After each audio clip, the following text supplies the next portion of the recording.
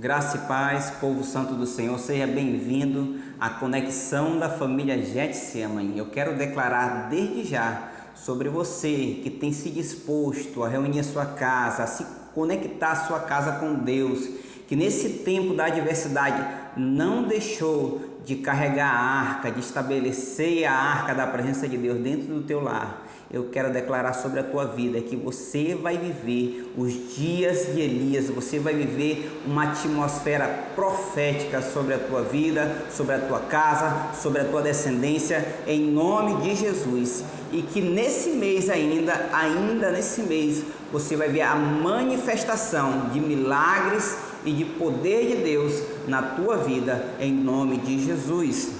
O tema da nossa ministração hoje é tempo de manifestação de milagres. Eu queria que você abrisse sua Bíblia no livro de 1 Reis, capítulo 18, verso 41 a 45. Me acompanhe, por favor. Diz assim a palavra do Senhor. Elias disse a Acabe: vá, come e bebe, pois já houve o barulho de chuva pesada. Então Acabe foi comer e beber. Mas Elias subiu ao alto do Carmelo, dobrou-se então ao chão e pôs o rosto entre os joelhos. Vá e olhe na direção do mar, disse ao seu servo. E ele foi e olhou. Não há nada lá, disse ele. 7 vezes Elias o mandou. Volte para ver. Na 7ª vez o servo disse: há uma nuvem tão pequena quanto a mão de um homem que está se levantando sobre o mar. Então disse Elias: vá e diz a Acabe: prepare o seu carro e desça antes que a chuva o impeça. Então as nuvens escureceram e apareceu no céu. Começou a ventar e choveu forte, e Acabe partiu de carro para Jezreel. Glória a Deus, queridos. Aleluia. Nós vamos aprender hoje com o exemplo de Elias, nesse cenário que Elias estava vivendo aqui, cenário de escassez. 3 anos e meio não havia chuva sobre Israel. Mas nós vamos aprender com ele, da mesma forma que eles viveram um milagre poderoso da parte de Deus, nós vamos viver, mesmo em meio a essa pandemia, mesmo em meio a essa escassez, nós vamos viver manifestação de milagres e de poder da parte de Deus na nossa vida e na nossa família, nos nossos negócios, em nome de Jesus. Amém, querido? Nós vamos aprender com Elias 3 passos para alcançar o milagre. Eu acho maravilhoso, eu acho que o reino de Deus é simples. Nós é que complicamos, mas o reino de Deus ele é muito simples. Eu acho maravilhoso essas situações simples, as pessoas passando por uma situação adversa, elas buscam a Deus, elas têm uma atitude de humilhação e ali Deus visita elas com o seu milagre. Eu acho maravilhoso quando Jesus se encontrava com as pessoas e ali a vida das pessoas era transformada. Eu quero lhe dizer que é esse mesmo Deus que nós continuamos servindo. É um Deus de milagre, é um Deus de prodígios, é um Deus de sinais e que ainda hoje Ele manifesta sinais, maravilhas e prodígios em nossas vidas. Muita gente tem vivido milagres na sua casa, milagres na sua vida financeira, milagres de cura. E eu quero lhe dizer, se você está passando por uma luta, por uma dificuldade, eu quero lhe dizer que você também pode viver o milagre. Basta você crer e seguir esses passos que eu vou dar agora para que a manifestação do milagre e do poder de Deus ocorra na sua vida. Aleluia. Primeiro passo que nós aprendemos com Elias: é necessário acreditar. Olha só o que diz no verso 41. Verso 41. E Elias disse a Acabe: vá, come e bebe, pois já se ouve o barulho de chuva pesada. Ou seja, Elias acreditou, Elias já estava ouvindo o barulho da chuva. Elias já cria com toda convicção que o milagre ia acontecer, e ele deu uma palavra profética na direção do rei Acabe. Ele disse: olha, vá, come e bebe, te prepara, porque a chuva vai vir sobre Israel. Então é necessário acreditar. A Bíblia diz em Hebreus capítulo 11, verso 6, que É necessário que aqueles que buscam a Deus creiam que Ele exista e que Ele é galardoador daqueles que o buscam. Então nós temos que crer com todo o coração. Nós temos que crer sem duvidar, porque a Bíblia nos ensina também que se nós crermos sem duvidar, o Senhor vai nos conceder o milagre. Então é necessário crer na palavra profética, querido. Muitas vezes as pessoas não vivem o milagre porque elas não acreditam na palavra profética. Muitas vezes as pessoas não vivem o milagre porque elas não tomam posse da palavra profética. Elas pensam que o milagre só é para o outro. Aí elas dizem, olha, aquela pessoa ali, ela tem muita fé. Poxa, eu queria ter fé igual aquela pessoa ali tem. Mas não é isso. Aquela pessoa é uma pessoa que acredita. Aquela pessoa é uma pessoa que toma posse. É uma pessoa que crê no fundo do seu coração que Deus ainda hoje opera milagre em nossas vidas. Então você precisa crer. Pare de pensar que o milagre só é para o outro. Pare de se alimentar do testemunho dos outros, porque você mesmo vai viver seus próprios milagres. Eu declaro sobre a tua vida que a partir de hoje você vai viver grandes milagres. Você não vai se alimentar do testemunho dos outros. Quando você for ministrar a palavra para alguém, você não vai contar um testemunho que você ouviu na igreja. Você vai contar o testemunho da sua vida. Você vai contar o testemunho que você viveu, porque Deus se manifestou na tua vida. Aleluia! Basta você crer. A Bíblia diz, se creres verás a glória de Deus. O segundo passo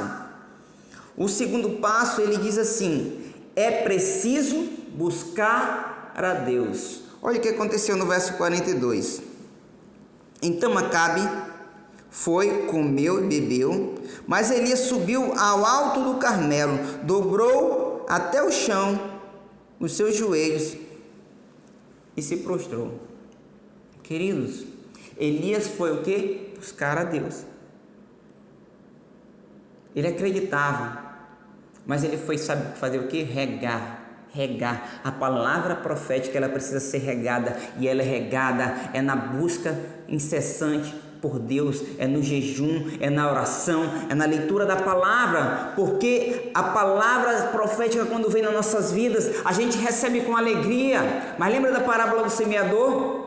Se a gente não se resguardar, se a gente não guardar, se a gente não velar a palavra profética, o inimigo vem e rouba. A palavra do semeador diz que porque não teve raízes, logo se perdeu. Onde a gente vai enraizar? Como a gente vai enraizar uma palavra profética em nossas vidas? Quando nós já regamos. Elias, ele acreditava que o milagre ia acontecer, mas ele foi regar, ele foi orar no Monte do Carmelo, para que aquela palavra profética se cumprisse. E ali ele dobrou seus joelhos, e ali ele começou a orar ao Senhor, querido. Amém? É Deus que opera o milagre em nossas vidas, não é nós, não é pela força do nosso braço, mas é pelo poder de Deus em nossas vidas em que nós vivemos o milagre. E a nossa oração, escute, a nossa oração é o que move a mão de Deus a nosso favor. Muitas vezes nós queremos alcançar o favor de Deus, sabe o que a gente faz? A gente fica como uma criança infantilizada, querendo que Deus sinta piedade da gente e nos abençoe e derrame o milagre em nossas vidas por piedade. E muitos dizem, Senhor, por que o milagre só acontece com fulano? Por que o milagre só acontece com Beltrano? Por que não acontece comigo? Não é assim que você vai mover a mão de Deus. Você vai mover a mão de Deus é com atitude de fé, é com oração. É assim que a mão de Deus vai se mover ao teu favor e que o milagre vai acontecer. Então pare de ficar se lamentando, pare de ficar olhando para as dificuldades, pare de olhar para o casamento dos outros e dizer assim, eu queria que o meu casamento fosse igual. Não, o seu vai ser melhor, porque eu declaro sobre a tua vida que a tua área de fragilidade, se é no teu casamento, essa vai ser a área que Deus mais vai te honrar, essa vai ser a área que Deus mais vai te usar, essa vai ser a área que você vai ter o maior testemunho. Creia. Porque Deus, Ele faz assim em nossas vidas. Escute o que eu vou lhe falar agora. Nosso processo de transformação, de mudança, de adestramento como cristão, ele é semelhante ao projeto de Deus para nossas vidas. Ou seja, quanto maior for a luta na tua vida, quanto maior for a perseguição na tua vida, quanto maior for as tribulações na tua vida, maior é o projeto de Deus para a tua vida, querido. Creia e viva pela palavra profética, não viva pela palavra terrena. Não seja alimentado pela terra, seja alimentado pelos céus. Isso é uma decisão. Fé é questão de decisão. Não viva alimentado pela terra. Decida, eu vou viver alimentado pelos céus. Porque quem é alimentado pelos céus, a terra não destrói. Aleluia. Terceiro ponto, diz assim: é necessário perseverar. Olha só, verso 43. Vai e olhe na direção do mar, disse ao seu servo, e ele foi e olhou. Não há nada lá, disse ele. 7 vezes Elias o mandou: volte para ver. Na 7ª vez o servo disse: uma nuvem tão pequena quanto a mão de um homem está se levantando sobre o mar. Aleluia. Então é necessário perseverar, querido. Muitas vezes você recebe aquela palavra e diz: eu vou viver esse milagre, mas quando vem a dificuldade, quando vem um decreto do médico, quando vem um laudo negativo, quando vem uma doença, quando vem uma crise financeira, você deixa de crer. 7 vezes aquele servo foi lá e Elias disse: o que tu vê? Não tem nada. Elias vai lá e volte para ver de novo. E Elias continuou orando. Ou seja, perseverança, resiliência. O cristão, ele tem que ser resiliente, ele não pode desistir. Quando a palavra de Deus ele nos adverte quanto a perseverança na oração, ela dá um exemplo. Ela diz que tem um juiz e há uma viúva, e se aquela viúva o perturbar aquele juiz, para que o juiz julgue a sua causa, ele não somente vai julgar, mas também ele vai dar favorável. Assim tem que ser a nossa vida de oração, porque sempre quando nós oramos, nós temos que esperar 3 respostas de Deus: sim, não, ou ainda não é o tempo. Se Deus disse não, é não. Se Deus disse sim, glória a Deus. Mas se Deus ainda não falou nada, é porque ainda não é o tempo de se manifestar. Continue orando, continue declarando, continue crendo, porque vai vir certamente a chuva de bênção sobre a tua vida, sobre a tua casa, sobre a tua família, sobre os teus negócios, sobre o teu ministério, em nome de Jesus. Aleluia, querido. Escute o que eu vou lhe falar. Apesar de Deus não fazer acepção de pessoas e de suas promessas serem para todos, nem todo mundo consegue viver as promessas de Deus. Sabe por quê? Porque não entende que as promessas de Deus, elas têm um preço. Escute, a salvação é pela graça, mas ela não é de graça. Tudo tem um preço. Jesus queria me alcançar, Jesus queria alcançar você. O que ele fez? Foi na cruz pagar um preço. Quando a Bíblia diz que a salvação é pela graça, ela está dizendo que nós não merecíamos, e o Senhor veio e nos amou. Isso é o amor incondicional. Mas tudo que nós queremos conquistar tem que ser pago um preço. Não é de graça. Não é de graça. Está entendendo, querido? A Bíblia diz que o reino de Deus é conquistado por esforço, e aqueles que não se esforçam não vão herdar o reino de Deus. Então é necessário haver esforço, é necessário haver peleja espiritual, é necessário que você tome posse de todas as armas espirituais que Deus tem derramado na tua vida e coloque elas em prática, para que a glória de Deus se manifeste na tua vida. Aleluia! A Bíblia, ela nos adverte que a fé sem obras, ela é morta. Ou seja, a nossa fé, ela tem que gerar alguma ação. A nossa fé, ela tem que gerar atos proféticos. Eu creio e eu não me manifesto. Eu creio e eu não tenho nenhuma atitude. Ela tem que gerar alguma ação.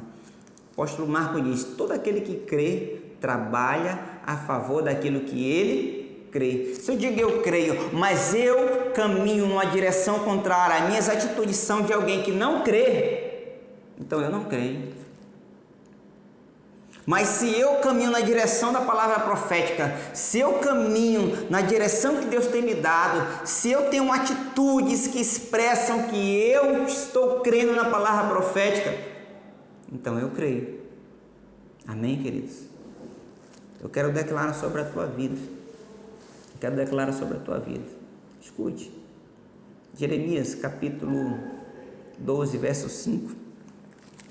Ele fala assim, que Deus vai nos preparar para correr com os cavalos. E se tu se fadigas caminhando com homens, eu porém te farei correr com cavalos. Deus vai te fazer correr com cavalos. Sabe o que é isso? Deus vai te acelerar. Deus vai acelerar teus pés. Se o teu coração for reto, teus pés serão velozes. Você vai conquistar tudo aquilo que Deus tem para a tua vida. Eu quero declarar que esse será o ano do milagre na tua vida. Esse será um ano de grandes bênçãos, de grandes milagres. Esse será um ano que você vai prosperar como nunca você prosperou antes. Esse será um ano de visitação dos céus sobre a tua casa, sobre a tua parentela, e haverá salvação. Esse será o ano que Deus vai restaurar todas as coisas na tua vida. Esse será o ano que Deus vai restaurar os teus sonhos. Aleluia, queridos. E eu quero fazer algo com você agora. Se você foi tocado por essa palavra, Deus falou com você esta noite, eu quero que você declare comigo essa oração, porque toda palavra de Deus, toda uma conexão que nós temos com Deus, ela tem que terminar em uma decisão. Amém? Então coloque a mão no seu coração e diga assim: Senhor Jesus, hoje eu decido crer com todo o meu coração nas promessas que o Senhor tem para mim e para minha família. Eu não viverei alimentado pela terra, mas viverei alimentado pelos céus. Pai querido, Pai amado, apresento diante de Ti agora esse lar, Pai, que está conectado com os céus. Esse lar agora, Senhor, eu não sei como é que está esse lar, qual é a luta que ele está passando, mas eu declaro agora, Pai, sobre esta família, sobre esta casa, as Tuas bênçãos, Pai, que Teu Espírito Santo sobre este lugar e que venha com a Tua glória sobre este lugar, Senhor, e manifeste maravilhas, prodígios e sinais, Senhor, que haja cura, que haja salvação, que haja restauração de sonhos, Senhor.